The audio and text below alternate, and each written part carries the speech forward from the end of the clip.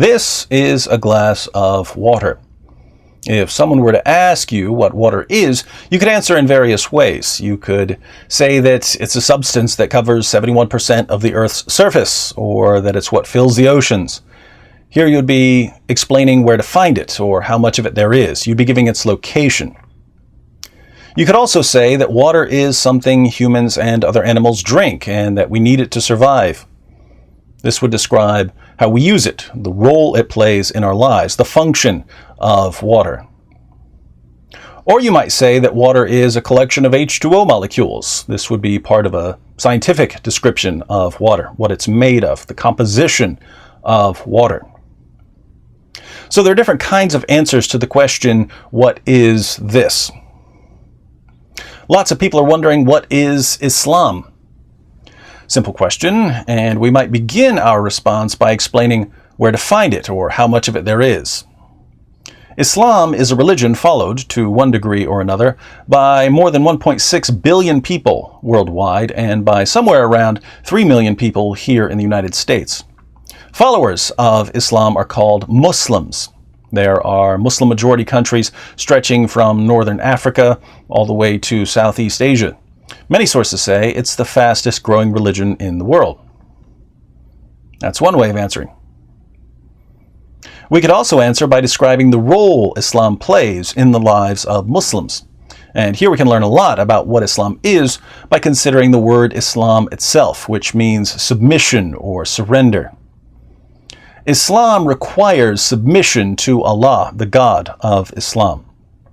Person submits to Allah by unquestioningly obeying the commands of Allah and the teachings of Muhammad, Allah's apostle or messenger.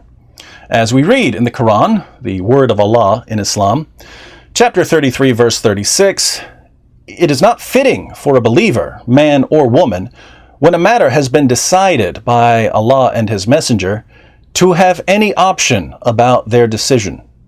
If anyone disobeys Allah and His messenger, he is indeed on a clearly wrong path." Islam has a list of doctrines that Muslims are required to believe about God, about angels and other spirit beings, about prophets, about scriptures, about the Day of Judgment, and about predestination.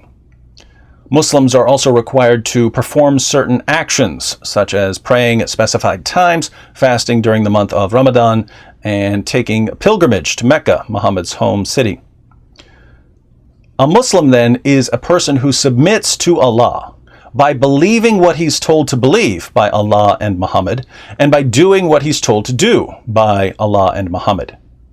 So the function of Islam, its role in the life of a Muslim, is telling the Muslim what to believe and what to do in order to submit to Allah properly.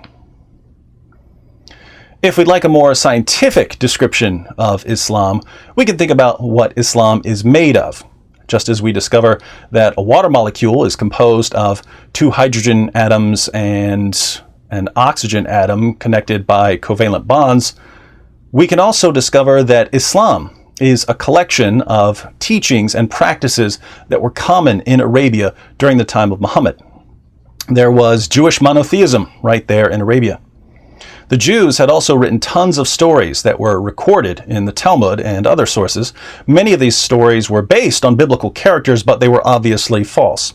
Stories about Abraham being delivered from a fire, or a bird teaching Cain how to bury his brother, or Solomon talking to animals. These stories were fictitious, but now they're in the Quran. There were also various teachings about Jesus and Mary that certain heretical Christian groups believed. Stories about Jesus speaking at birth, Jesus giving life to clay birds, Mary giving birth under the palm tree, and so on.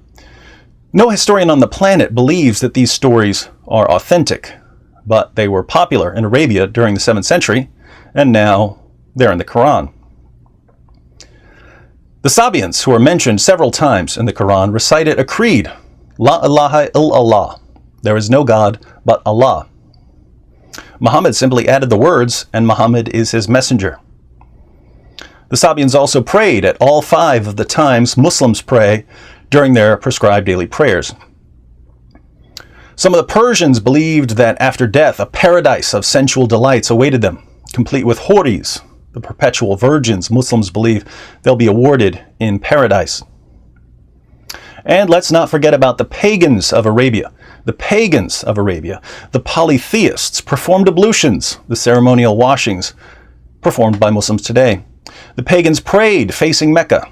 They fasted during the month of Ramadan. They took the pilgrimage to Mecca and circled the Kaaba. They kissed the black stone. These were all pagan practices that were very dear to the polytheistic, idol-worshipping Arabs. Now they're part of Islam.